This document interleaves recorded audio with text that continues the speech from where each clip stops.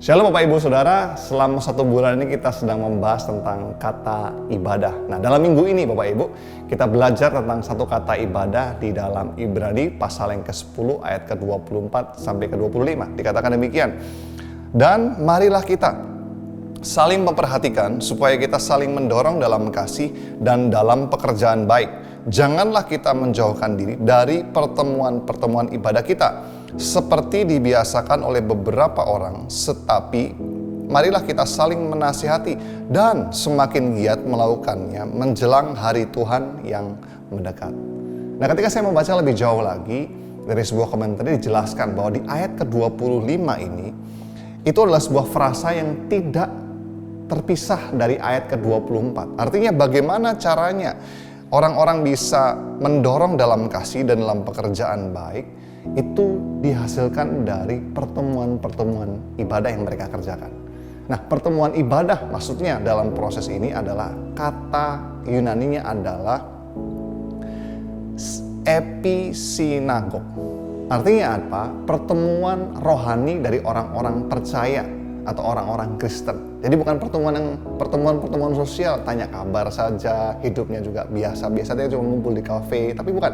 Tujuan mereka berjumpa adalah berjumpa karena mereka menginginkan hal-hal yang rohani terjadi di hari itu. Nah, ketika mereka mengerjakan itu, episinagog ini, mereka bisa bersama-sama mengalami kuasa di dalam pertemuan ibadah mereka. Nah, Bapak Ibu, kalau kita membaca lebih jauh, kenapa sih di ayat ke-25 dikatakan janganlah kita menjauhkan diri dari pertemuan-pertemuan ibadah kita? Kalau kita melihat konteks yang terjadi pada waktu itu, mereka yang percaya dianiaya untuk mereka kembali kepada agama mereka yang lama. Dijelaskan di ayat ke-30 dikatakan, ingatlah akan masa lalu sesudah kamu menerima terang. Kamu banyak menderita oleh karena kamu bertahan dalam perjuangan yang berat. Baik waktu kamu dijadikan tontonan oleh cercaan dan penderitaan, maupun waktu kamu mengambil bagian dalam penderitaan mereka yang diperlakukan sedemikian.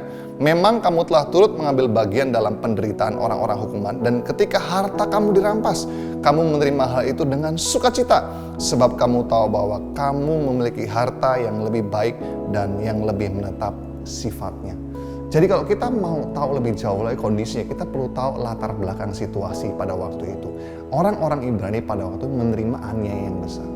Firman Tuhan di ayat 24 dikatakan, kita saling memperhatikan supaya kita saling mendorong dalam kasih dan dalam pekerjaan baik. Kata mendorong di sini mungkin kalau dalam bahasa Indonesianya seperti ya dorong gitu ya, kayak seperti lemah gitu ya. Tapi kalau di dalam arti bahasa Yunaninya itu adalah oksimos, artinya memprovokasi.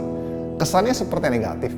Tapi kalau kita melihat memprovokasi dalam arti positif, artinya secara intensional, secara sengaja mereka saling mendorong satu dengan yang lainnya untuk mereka bisa saling mengasihi satu yang sama yang lain, atau mereka melakukan pekerjaan-pekerjaan baik di dalam pertemuan-pertemuan mereka yang dalam tanda kutip sekalipun mereka sedang dianiaya, mereka nggak dalam tanda kutip self pity, tapi justru mereka mendorong lebih jauh lagi di dalam perjuangan mereka untuk mereka bisa terus mengasihi yang satu dengan yang lain, bahkan melakukan pekerjaan-pekerjaan baik di tengah-tengah penganiayaan yang sedang terjadi. Dan saya percaya Bapak Ibu, ketika kita bersama-sama mengerti tentang hal ini, perjumpaan-perjumpaan kita di tengah-tengah perjumpaan ibadah, kita nggak mau hanya terjadi perjumpaan yang biasa, tapi pertumbuhan yang rohani. Artinya kita mau apa? Kita mau saling memprovokasi satu yang lain untuk kita bisa melakukan firman Tuhan setiap hari dalam perjumpaan kita. Dan dalam ibadah kita, episinagog adalah pertemuan yang rohani. Mau nggak dalam pertemuan komsel kita dalam minggu-minggu ke depan, kita terus bersama-sama mempraktekkan ini apa? Memprovokasi satu yang lain di dalam kebenaran. Mendorong secara intensional. Dalam beberapa waktu yang lalu, saya masih ingat ketika waktu itu ada salah satu anggota kami di komsel yang belum ngomong sayang gitu. Simple, karena dia lagi mempraktekkan tentang hormati orang tua. Dia belum pernah ngomong sayang Bapak Ibu.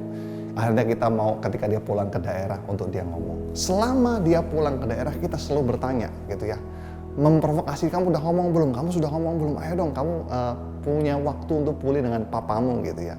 Sampai di titik terakhir, sebelum dia pulang, malam itu akhirnya dia melakukan sebuah tindakan. Dia ngomong sayang. Dia ngomong sama kami, sorry nih, gue belum ngomong. Oke, sekarang malam ini juga. Akhirnya dia beranikan diri keluar kamar. Dia ngomong hal yang simpel. Pak, aku sayang sama papa. Cuman kata yang simpel, kemudian dia masuk ke kamar, dan apa yang terjadi di kamar, dia menangis Bapak Ibu. Ketika dia berkumpul kembali dengan kami, dia bercerita ada sesuatu di dalam hati dia, ada perjumpaan dia dengan pribadi dengan Tuhan yang dia nggak pernah alami sebelumnya, karena dia merasa pulih dengan ayahnya. Saya percaya Bapak Ibu, bagaimana dengan kehidupan kita sama-sama? Mau nggak kita terus mempraktekkan ini selama 2 minggu ke depan? Untuk kita di tengah-tengah komsel, ayo mari kita saling mendorong, bukan lagi mendorong ya, memprovokasi satu dengan lain. Kalau ada firman yang mereka dapatkan, mereka belum lakukan, kita mau supaya di dalam 2 minggu depan mereka bisa mengalami terobosan yang baru Bapak Ibu.